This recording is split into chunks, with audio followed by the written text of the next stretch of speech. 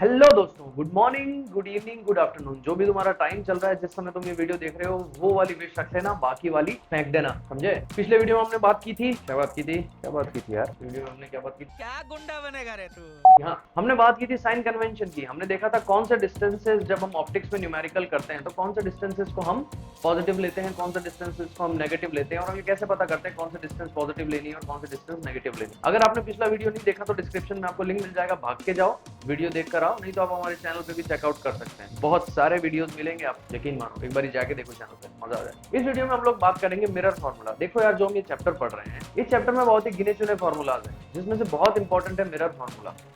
उस फॉर्मूले के बारे में हम लोग आज डिस्कस करेंगे कि मिरर फॉर्मूला क्या है, कैसे उसकी डेरिवेशन होती है और कैसे उसको न्यूमेरिकल सॉल्व करते समय अप्लाई करें। तो जल्दी से जाओ, इंट्रो देख कर आओ। मैं आपसे मिलता हूँ इंट्रो के उस साइड कमाल के एक्सप्लेनेशन के साथ। Music. Check the mic and make sure it sound right, boys.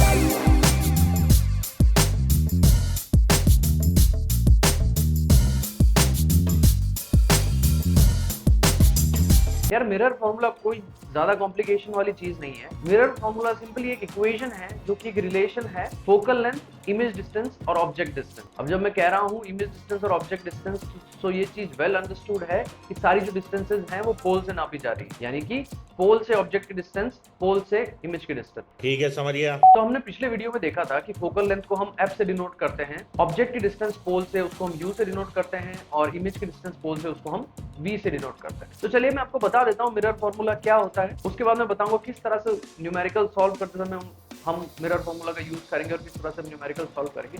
उसके बाद में हम लोग बात करेंगे मिरर फॉर्मूला के डेरिवेशन। देखो, मिरर फॉर्मूला होता है 1/f equals to 1/v plus 1/u, that's it. इसी इक्वेशन को मिरर फॉर्मूला कहते हैं। यहाँ पर u, v और f क्या है ये मैं आपको पहले ही बता चुका हूँ। अब चलिए बात करते हैं कि किस तरह से हम मिरर फॉर्मूला का यूज करके न्यूमेरिकल को सॉल्व कर सकते हैं। देखिए, इस इक्वेशन में आपको तीन वेरिएबल्स दिख रहे होंगे, f, u और v। न्यूमेरिकल में आपको इनमें से कोई भी एक वेरिएबल मिसिंग होगा और दो वेरिएबल दे रखे होंगे। तो आपको सिंपली इस इक्वेशन में वैल्यूज पुट करनी है और आंसर फाइंड आउट करना है। चलिए एक एग्जांपल ले लेते हैं किसी न्यूमेरिकल का, जिससे आपको अच्छे से समझ में आए। तो चलिए क्वेश्चन पे आ जाते हैं। क्वेश्चन कुछ ऐसा है कि एक ऑब्जेक्ट है जो कि 25 सेंटीमीटर एक कॉन्केव मिरर के सामने पड़ा है, और उस कॉन्केव मिरर की जो फोकल लेंथ है वो 15 सेंटीमीटर है। तो आप बताओ कि जो इमेज की डिस्टेंस होगी वो मिरर से कितने सेंटीमीटर दूर होगी। तो चलिए इस क्वेश्चन को करते हैं। अब आप लोग बोलेंगे इस क्वेश्चन में क्या ही प्रॉब्लम है, f दे रखा है, u दे रखा है, बस v तो निकालना है, तो सीधे सीधा वैल्यू पुट करो। f की वैल्यू 15 सेंटीमीटर है, u की वैल्यू जो है वो 25 सेंटीमीटर है, सीधा वैल्यू पुट करो, इक्वेशन में डालो, आंसर निकालो। नहीं, ये गलती कभी मत करना। मैंने आपको साइन कन्वेंशन पढ़ाया था, इसका मतलब जो भी डिस्टेंसेस आप लेंगे वो साइन कन्वेंशन के अकॉर्डिंग लेंगे। मैं बताता हूँ कैसे। तो सबसे पहले एक कॉन्केव मिरर बना देते हैं। ये कॉन्केव मिरर, इसका फोकस यहाँ पर कहीं पर होगा।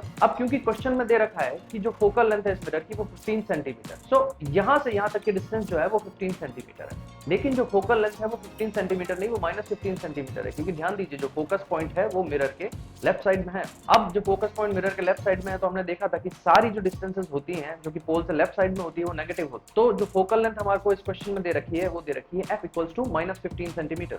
उसको यहाँ रख देते हैं। अब इसने यहाँ पर बोला है कि जो ऑब्जेक्ट है वो 25 सेंटीमीटर मिरर के सामने पड़ा है, तो यहाँ पर हम ऑब्जेक्ट रख ले। अब आप लोग ये पूछ सकते हैं कि क्यों आपने मिरर को उल्टा नहीं बनाया और ऑब्जेक्ट को यहाँ नहीं रखा। बिकॉज मैंने आपको पिछले वीडियो में बताया था, ऑब्जेक्ट हमेशा मिरर के लेफ्ट साइड में रखा जाएगा और जो रिफ्लेक्टिंग साइड होगी वो हमेशा लेफ्ट फेसिंग होगी। ये ऑप्टिक्स का एक रूल है। तो ऑलवेज आप ध्यान दें, जब आप कॉन्केव मिरर बनाएंगे तो उसको आप ऐसे बनाएंगे, लेकिन जब आप कॉन्वेक्स मिरर बनाएंगे तो उसको आप ऐसे बनाएंगे। हमेशा जो रिफ्लेक्टिंग साइड है वो लेफ्ट फेसिंग होनी चाहिए, क्योंकि जो ऑब्जेक्ट है वो हमेशा हम लेफ्ट में रखते हैं मिरर के, फिर चाहे वो प्लेन मिरर हो, कॉन्केव हो या कॉन्वेक्स मिरर हो। इवन जब हम लेंसेज पढ़ेंगे तो लेंसेज में भी ये रूल एप्लीकेबल होगा, यानी कि किसी भी लेंस के आगे जब हम ऑब्जेक्ट रखेंगे तो हमेशा लेफ्ट साइड में रखें। तो जो ऑब्जेक्ट है वो मिरर से 25 सेंटीमीटर की दूरी पर है, तो यहाँ पर कहीं पर हम ऑब्जेक्ट को रख लेते हैं। अब जो ऑब्जेक्ट डिस्टेंस है, क्योंकि जो पोल है वो इधर है और जो ऑब्जेक्ट है वो लेफ्ट साइड में है, तो हमें जो डिस्टेंस है वो पोल से नापनी है, यानी कि हमें यहाँ से यहाँ जाना है। इसका मतलब क्या है? इसका मतलब ये है कि जो ऑब्जेक्ट डिस्टेंस है वो है -25 सेंटीमीटर। अब चलिए हम अपना मिरर फार्मूला रखते हैं। मिरर फार्मूला क्या है? मिरर फार्मूला है 1/f equals to 1/v plus 1/, तो 1/-15 is equals to 1/v minus 1/25। इस इक्वेशन को आप रीअरेंज करोगे, 1/v को यहीं छोड़ोगे और बाकी सारा सामान इक्वल्स टू के दूसरी तरफ लेके जाओगे, तो 1/v की जो वैल्यू आएगी वो आएगी। जनरली मैं देखता हूँ यहाँ पर इस पॉइंट पर काफी सारे स्टूडेंट्स जो है वो मिस्टेक करते हैं। स्टूडेंट्स क्या करते हैं, पूरा क्वेश्चन सॉल्व करते हैं लेकिन एंड में 1/v की वैल्यू निकाल के उसको इमेज डिस्टेंस दे देते हैं। ध्यान दीजिए, इमेज जो डिस्टेंस होती है वो v होती है, ना कि 1/, तो हमारे पास अभी 1/v की वैल्यू आई है। चलिए इसको रेसिप्रोकेट करते हैं इक्वल्स टू के दोनों साइड, तो जो v की वैल्यू आएगी वो आएगी हमारी -37.5 सेंटीमीटर, यानी कि जो इमेज है वो 30 7.5 सेंटीमीटर की दूरी पर है पोल से, और यहाँ पर जो माइनस साइन है वो ये इंडिकेट कर रहा है कि जो इमेज जो होगी वो लेफ्ट साइड पे होगी, यानी कि रिफ्लेक्टिंग साइड के ही सामने होगी। यानी कि इससे हम ये कह सकते हैं कि जो इमेज है वो रियल बन रही है। और जो इमेज की पोजीशन है उसका अंदाजा हम क्वेश्चन से भी लगा सकते हैं, क्योंकि इस क्वेश्चन में जो फोकल लेंथ थी वो दे रखी थी 15 सेंटीमीटर, यानी कि जो रेडियस ऑफ कर्वेचर होगा इसका वो होगा 30 सेंटीमीटर, और जो ऑब्जेक्ट था वो ऑब्जेक्ट 25 सेंटीमीटर पे था, यानी कि जो ऑब्जेक्ट की पोजीशन थी वो फोकस और सेंटर के बीच में थी। इस केस में हमें पता है इमेज कहाँ बनती है, इमेज बनती है बियॉन्ड सेंटर,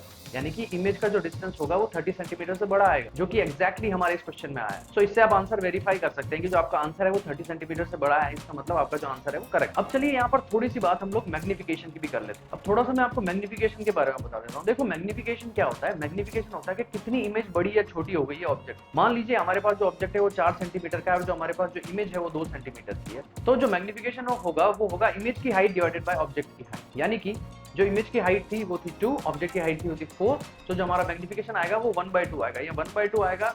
सो इससे हम ये कह सकते हैं कि जो इमेज है वो ऑब्जेक्ट की हाफ है। मैग्निफिकेशन सिंपली इमेज और ऑब्जेक्ट का रेशियो ही होता है। अब कभी कभी आपको क्वेश्चन में इमेज की हाइट और ऑब्जेक्ट की हाइट नहीं दी हुई होती है, तो हम जो मैग्निफिकेशन है वो इमेज डिस्टेंस और ऑब्जेक्ट की डिस्टेंस से भी निकालते हैं। जो मैग्निफिकेशन का फॉर्मूला होता है वो -v/u होता है। अब ये फॉर्मूला कैसे आया ये हम बाद में डेरिवेशन में देखेंगे, जो कि आपके बोर्ड्स के लिए इंपॉर्टेंट नहीं है। तुम्हें कैसे पता चला?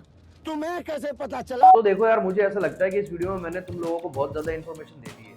अगर इससे ज्यादा मैंने तुम्हें पढ़ाया तो तुम्हारी दिमाग की नसें फूलने लगेगी और तुम्हारा दिमाग फट के फ्लावर हो जाएगा।